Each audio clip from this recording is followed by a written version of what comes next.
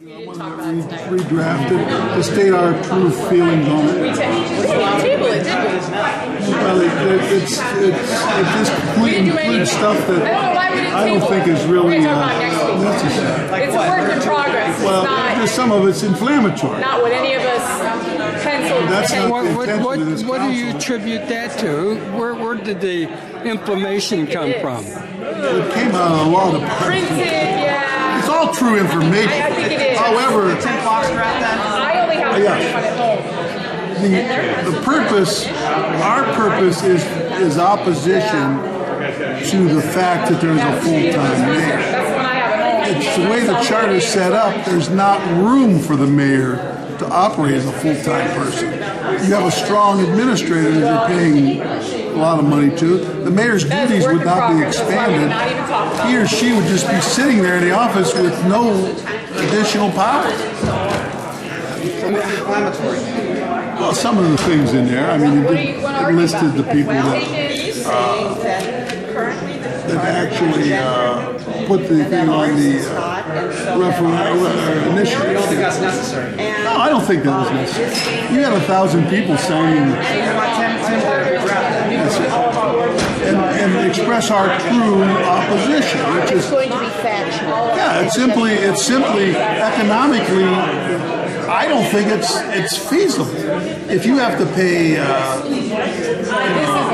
what do you have to pay? $50,000 to $100,000? I don't know what you have to. It's a two-term mayor with no additional power. Yeah, just to go back a little bit on the inflammatory. Was that directed at Mr. Osborne? I don't think so. I would hope not. I don't think so. I mean, enlisted 5 or 6 citizens, and you know, you can't. The people have a right to put out initiatives or a referendum. That's their constitutional and their right. It's not my place, nor the place of any council member, to decide if they're right or wrong.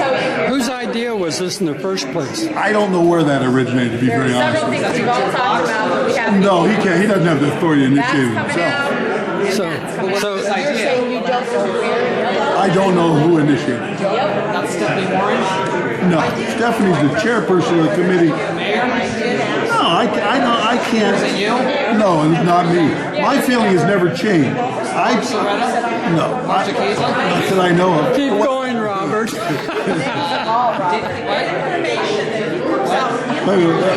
Dan Griffith? No, you got to understand, my position and my opposition to issue 13 has never changed. Mine is strictly financial, and it's in conflict with the charter. I feel that way. Well, do you have enough work for a full-time mayor? No. You have a full-time administrator. By charter, you have to have a full-time administrator with a full-time mayor. If you're going to change, you know, it's like changing one, your tires wore out, you change one of them. You still got Is that a gender-neutral provision you're objecting to? No, it would be gender neutral anyway because our charter is gender neutral.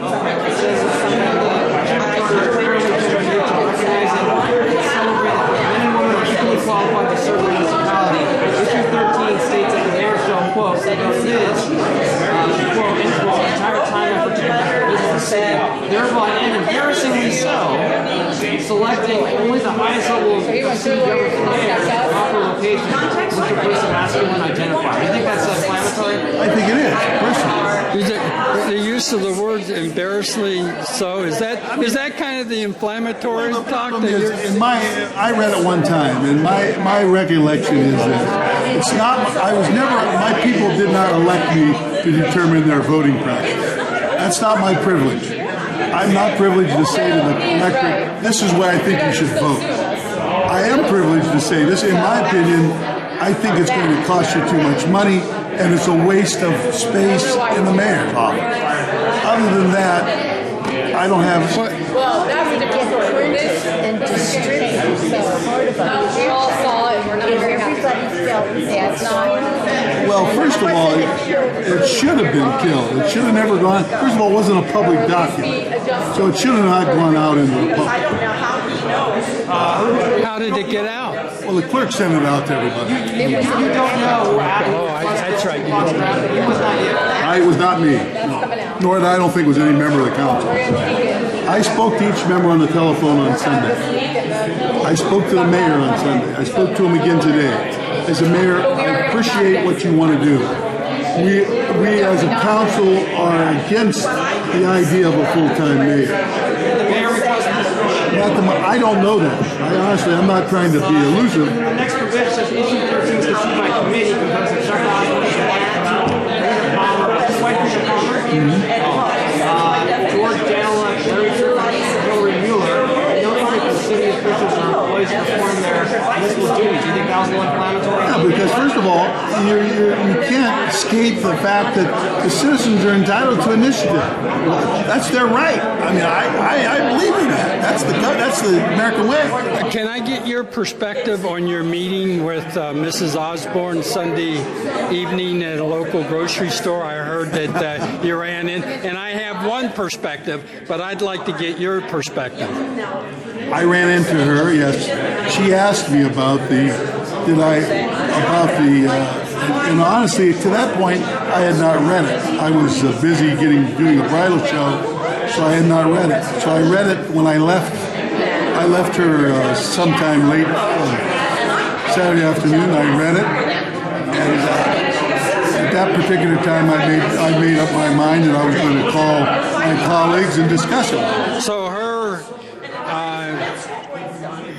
confronting you, I don't mean to say that in a hostile term, but just the face-to-face was persuasive to you that you needed to do something to stop read this? it previous to that, so I wasn't privileged to know what it said. This was Saturday. In the Fisher. This was Saturday. No, went on 44th. On Saturday. She assumed I had read it. She was very respectful to me. She always is. She was very firm, but she was very respectful. What did she say? She just said she told me she was incensed by it, and she didn't think it was right. And I told her, I'll read it, and I promise you I'll read it, which I did when I went home. And she was a factor, and you're going to other council members and say we got to look at this again. I respect Rita Osborne's ability to comprehend things. I respect Rita Osborne's ability. She was a member of that committee, which I respect her right to be there. She Rita Palmer, Rita Osborne. Rita Palmer. Her name is Rita. That's who you ran into. I ran into her. Okay, she objected to the language of the.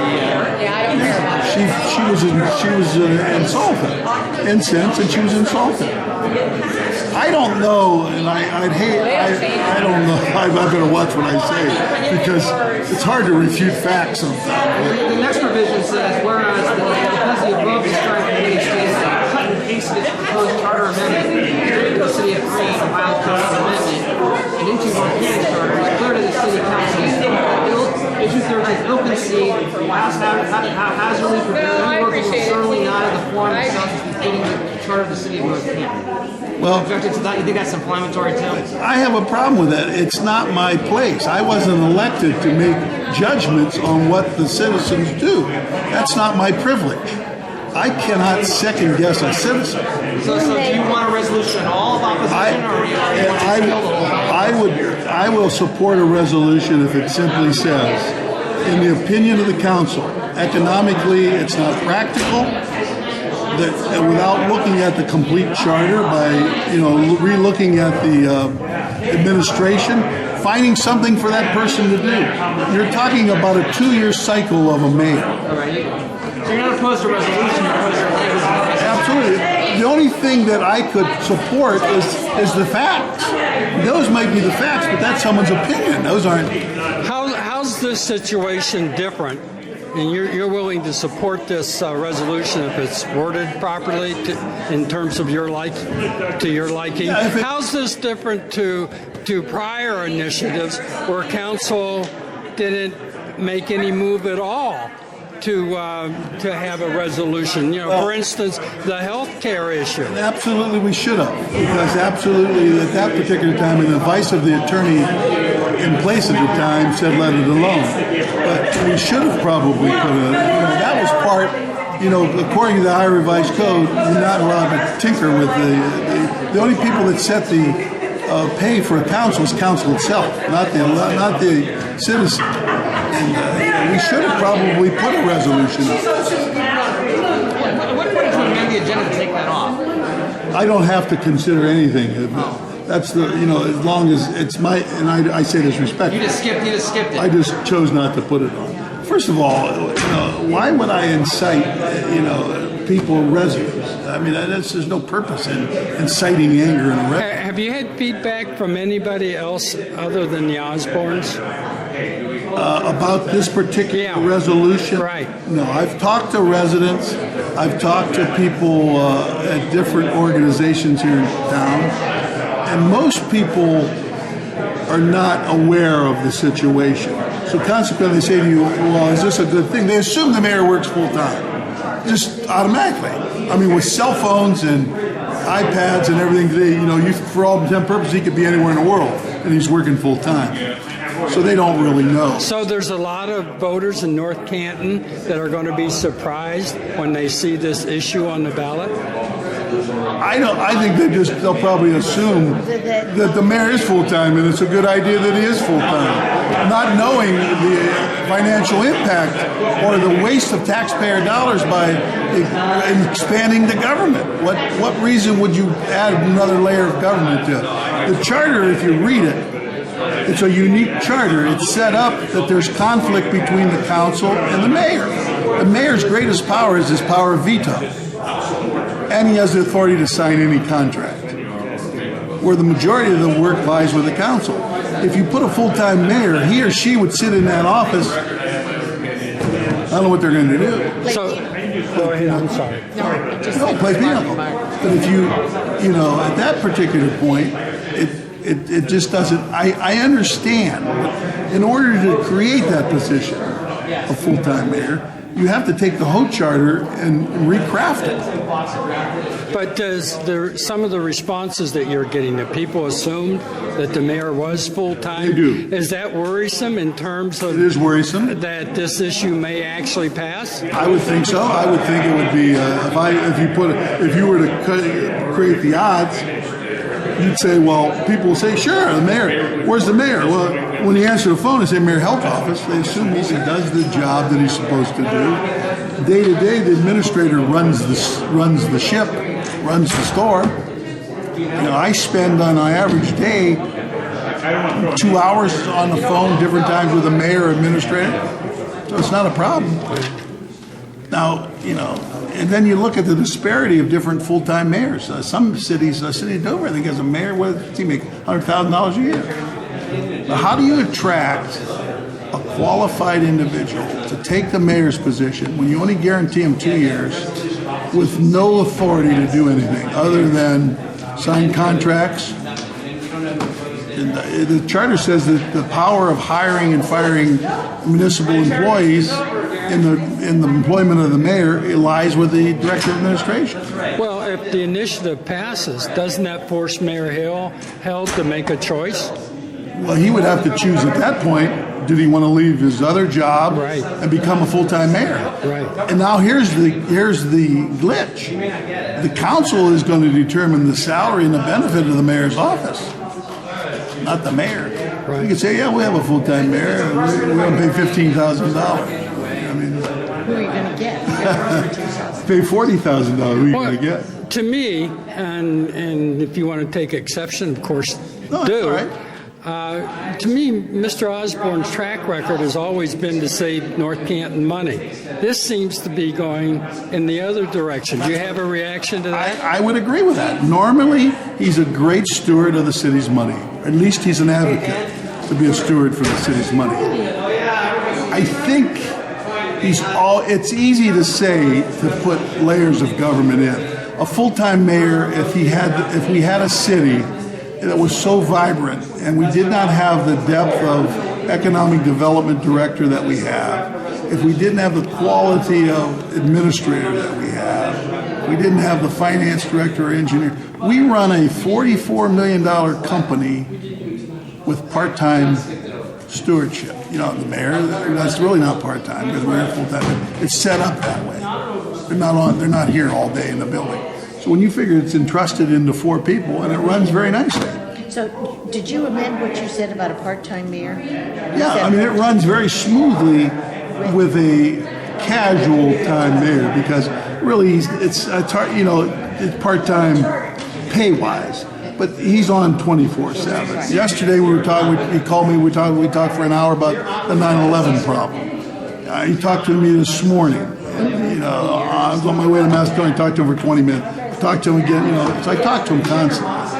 He's very good about that. He's open-minded, and that's why to change and put a different type of personality or a person there. If a person they get intoxicated with power. We've had mayors in the past who were intoxicated with their power.